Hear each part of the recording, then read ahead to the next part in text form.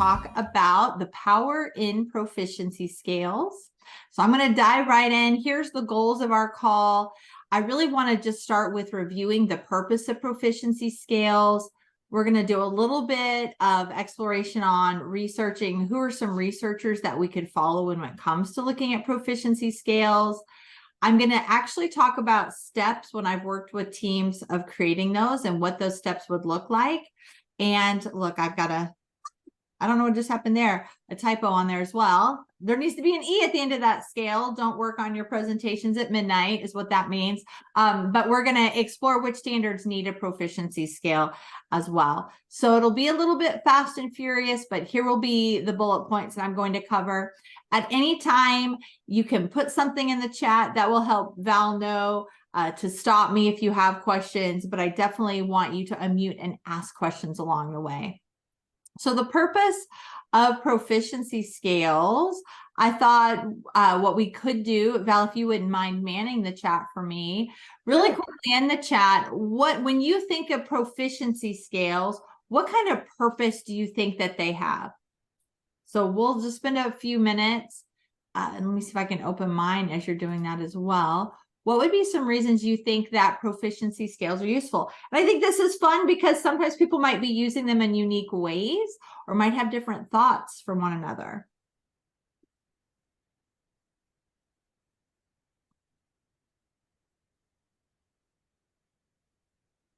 So they can help for learning targets with students.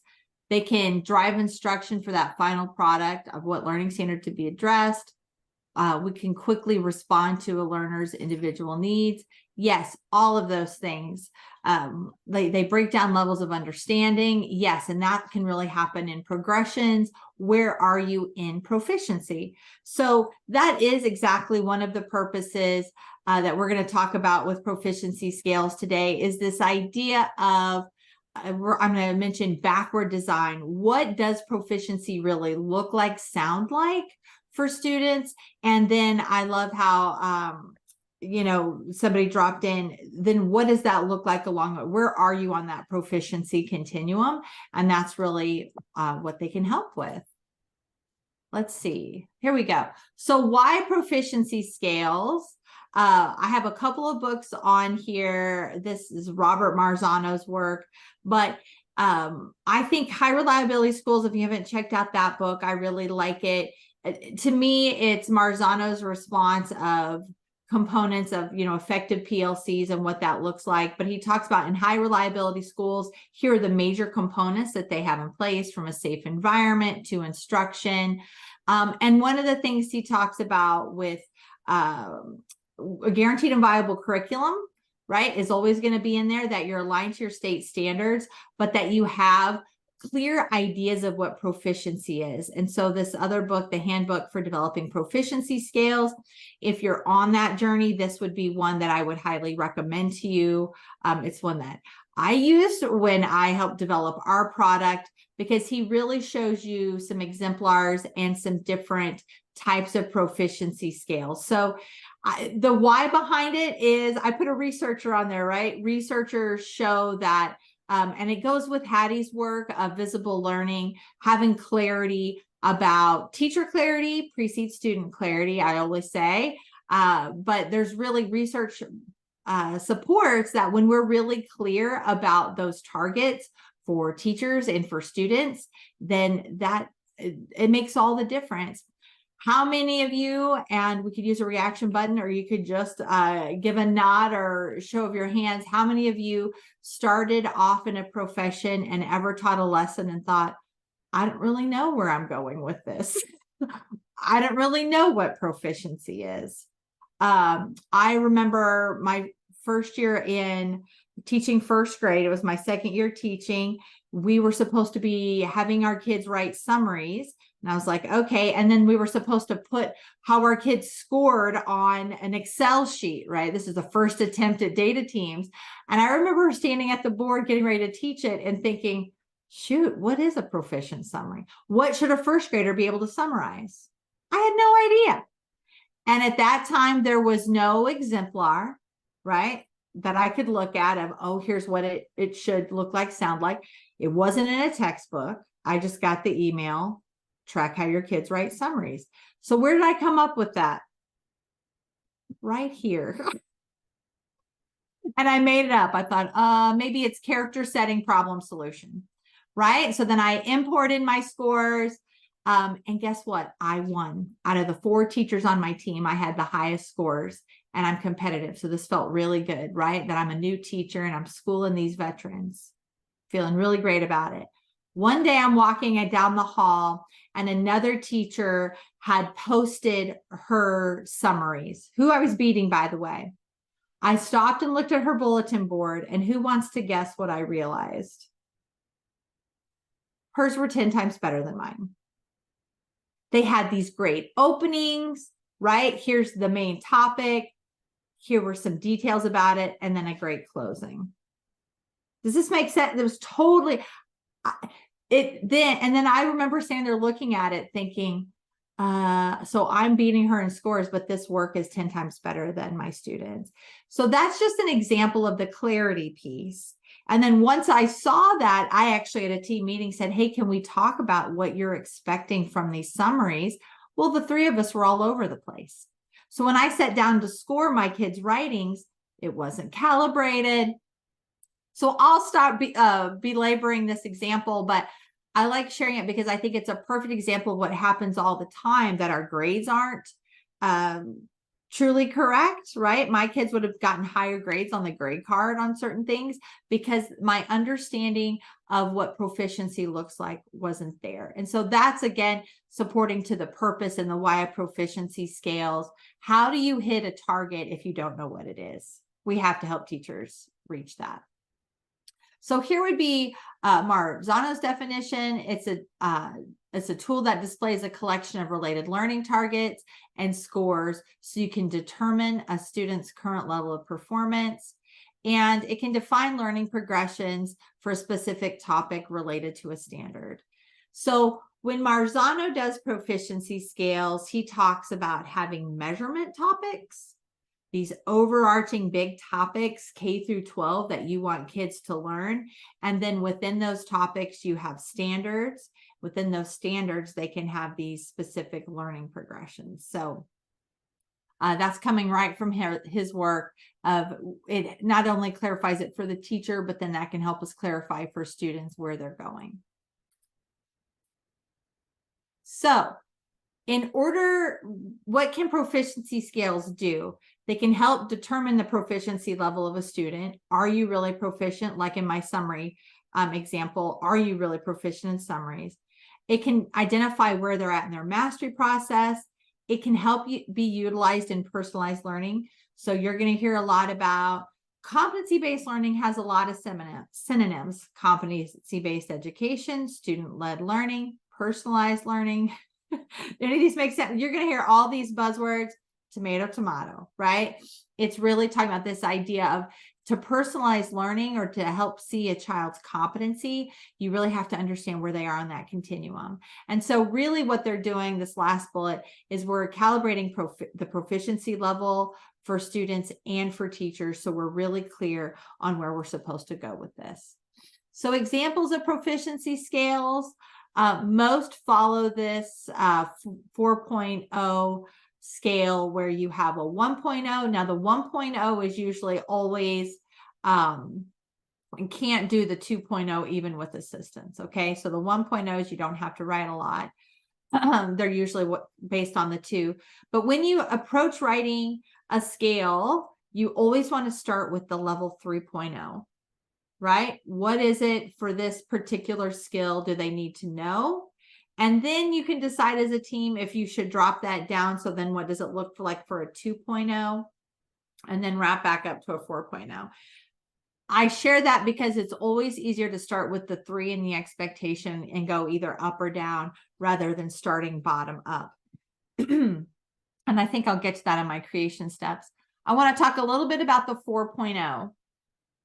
So Marzano's definition of a 4.0 would be to take that standard and extend it within that grade level. Like, how would you extend the thinking? Another approach, which is what we took with our tools and that you can take as well, you just have to make sure you communicate it with teams. Our 4.0s, we actually look at the grade level above. So if I'm working on a 3rd grade scale, my 4.0 is looking forward to, so what would you be able to need to do in 4th grade to be proficient? Any questions or thoughts, or those of you who are engaging in proficiency scale work, questions or thoughts about the 4.0? Sometimes when you keep it within the grade band and you have teachers just try to extend it, you get caught in a time warp of frustrating conversations, right? Of, how do I extend it? And again, for me as a 1st grade teacher, if I've already got you at proficiency, I wanted to know, what do you need to do in 2nd grade? And I'm going to push you there. So I just think it's an easier response rather than having teachers get caught in that circle. Just push them to the next grade level. What does the level 2, 3 look like in the next grade level? And that's going to be our 4. So you can help extend it, because the part of the purpose of your proficiency scales is to tighten that vertical alignment from one grade level to another. And so looking at your 4.0, that's just my opinion. But I wanted to tell you, Marzano, does it a bit differently. So if you're in the middle of creating scales, the first thing you're going to do is determine your topic, double-digit addition, drawing conclusions. Then you're going to determine the level 3.0. So you're going to copy and paste. You're going to find the Missouri standard that goes with drawing conclusions for that grade level. And you're going to put that standard in there and unwrap if necessary. Back in the day, it was circle the verbs, do all the things. But I think it's just important for a teacher, if you have drawing conclusions and cite textual evidence, I would unwrap that really simply. There's 2 things in that. You got to draw conclusions, you got to cite evidence. Unwrapping is important. And that's what you do in the level 3.0 is you unwrap and dig into that. What are the major concepts? Some of them have 3 or 4 concepts in them. The next step is after you unwrap the level 3, I normally move to the level 2, and you need to be thinking about what vocabulary needs to be in a child's vernacular in order to do that 3.0. I'm going to keep using drawing conclusions because it's one that I've done a lot. If I need a kid to be able to draw a conclusion, so of course the vocabulary, they need to know what drawing conclusions are. They need to know what inferencing is. They need to know how to predict. They need to know schema, right? You're going back, what's all that vocabulary I need to be in their head in order to move them through a 3. Does this make sense? Because sometimes they just don't even have that verbiage. And so vocabulary is important. Next, you're going to unwrap the basic processes in a 2. Now, a lot of times, I told you with the 4, you can look at the grade level above. With the level 3, you can actually even look at the grade level below sometimes for the level 2. What was their 3? That's going to be our 2. So I'm trying to think of an example. Let's do text features, where in 1st grade, they have to be able to locate a text feature and then use that text feature to find information. So that's the level 3. If I'm going to break that down, what would a level 2 be? It would be, can you even find a text feature? Do you know what text features are? Does this make sense? And then if you go to the kindergarten standard, that's what it is. It's identify text features. So your 2.0 is really going to be usually the 3.0 of the previous grade level.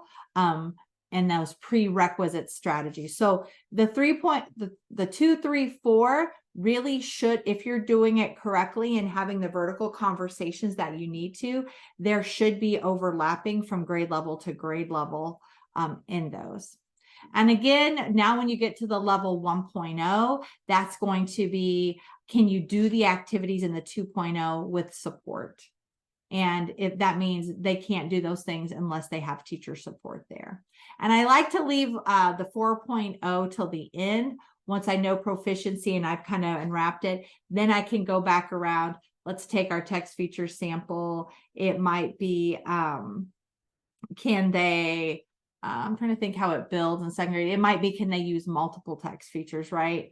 or something like that. Again, the 4.0, I think it's always helpful to look at the grade level above, and the progression of your standards. So that's huge. One of the things, if you've seen our product that we did with those measurement topics, is you want to look at through your MLS documents, what are the big measurement topics? Like when you look at R1A, it has within it drawing conclusions, predicting, main idea. What are these big measurement topics? And then finding what MLS fit underneath there to see how they build from grade to grade. Those types of progressions really help you when doing this work. I hope this helps with just how you would go through the specific steps. So how do you help calibrate the proficiency as you're doing this unwrapping and trying to figure out the 4, 3, 2, 1? I would say to really anchor yourself in these state documents. So if you know your measurement topic or what specific standard you're unwrapping, pull up some of these items, because that's going to give your teachers the clarity to see sample stems or sample assessment items that really concretely show what that proficiency looks like, sounds like. And sometimes they can unwrap one of those assessment questions. But your item specifications are a huge help in this work, because that's what those writers tried to do in that document. They tried to unwrap and they tried to give you those sample stems. Now, that was a group of people, and sometimes I don't always agree with what's on there, right? So can you trump what's written on state documents?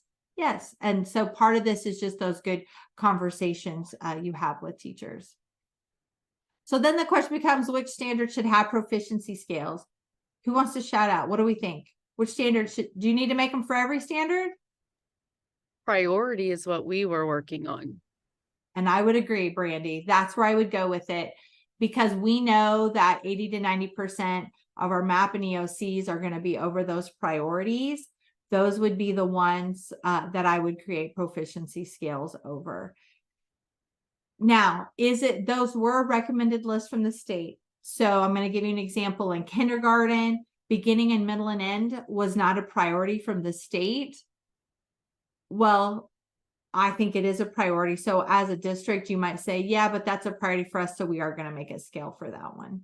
Okay. That's what our company did. We said because if you identify your measurement topics and then you make your vertical progressions, then you can see, and that's what we easily saw, is if we leave out beginning and middle and end, 1st through 12th grade, main idea and summarizing is a huge measurement topic. And if we didn't make a scale for beginning, middle, and end, we weren't supporting that K through 12. So sometimes you have to trump the priority standards and create some on additional ones. And again, I skipped over how to make vertical progressions, but those are huge in this work to help know if the state left one of those out. So I wanted to touch on quickly another purpose of the proficiency scales. If we know that our state assessments are going to be over, it's not all about the assessment, but it's about helping teachers understand these are the big priorities the state says kids need to know proficiency of. The power of backward design, it's the same thing of designing an assessment. These proficiency scales should be able to help your teachers know what proficiency looks like at the end, what their assessments, formative and summative, should look like. And I just wanted to reiterate the power of backward design, this idea of knowing where you're going, right? And so sometimes using those proficiency scales before teachers teach a unit to go over and make your assessment question is a nice next step to make sure they still have clarity about what they are. So we want to always backward design, knowing what priority standard we're covering in every unit, using that scale, because it will clarify the standard, the rigor of the standard, the question types we need to look at, which can clarify your instruction. I will recommend when you do this work, and it doesn't have to look like this, but make sure if you're making proficiency scales to the priority standards, you need to have some type of pacing guide for your teachers to know when they're supposed to be teaching those. Because if they have that, that's your guaranteed and viable curriculum part, right? That you have a plan of how you're going to hit those priority standards. And then this becomes, now I know when I'm assessing it and expecting proficiency. Also, when you're doing this work, you need to be auditing where are there gaps where I'm not teaching priorities. So here's an example of Eureka Math and where teachers went in and saw, okay, well, where do the priorities lie in my current instruction? And notice in Module 6, there's no priority standards.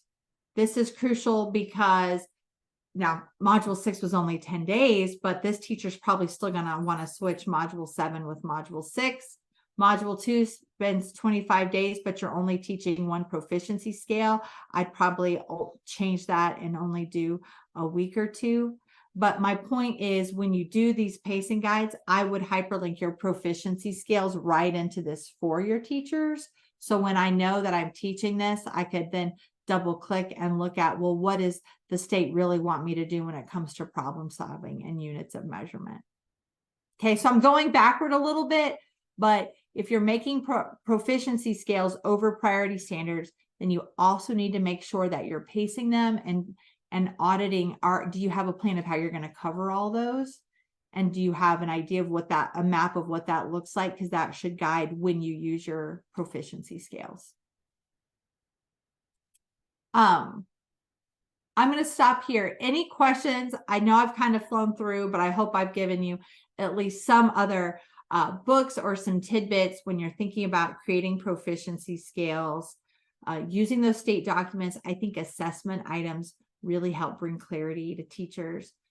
So questions or thoughts about this? Valerie, I saw you join too. And I didn't get to hear specifically if there was something you were hoping for, but if I haven't addressed it or if you have questions, please feel free to let me know. No, sorry, I'm good. I was in a meeting. We had PD today, so thank you. This is helpful. Thank you. Yeah, I hope you're out of that boot. I am. I'm running around, so it's all good. Good. Brandy, do you have any questions? Was this helpful at all? I know you solidified what we're doing and we're on the right track. So this was very helpful so that I know we're doing what we should be. Awesome. So again, those of you on the call already know this approach I just shared with you is what we used in our tools. And the only difference is a lot of times people really focus just on this 4, 3, 2, 1 part of the scale. And so I would encourage you, if that's how you're writing them, that's fine. But make sure that you pull in these state documents, because that's usually what brings clarity to your teachers. And that's why we developed our scales with those assessment questions right there in a unique template, because that sometimes really, you can still look at a proficiency scale like this. I could read the level 3 and still be unintentionally teaching a level 2 because of misinterpretations. Does that make sense? So really being able to utilize these state documents of, oh, here's an example of what a proficient student should be able to do, really helps provide clarity. All right. Well, I was fast and furious, but I hope that was a little bit helpful. Oh, I want to hit really quickly for my person from Clever who's on the call here.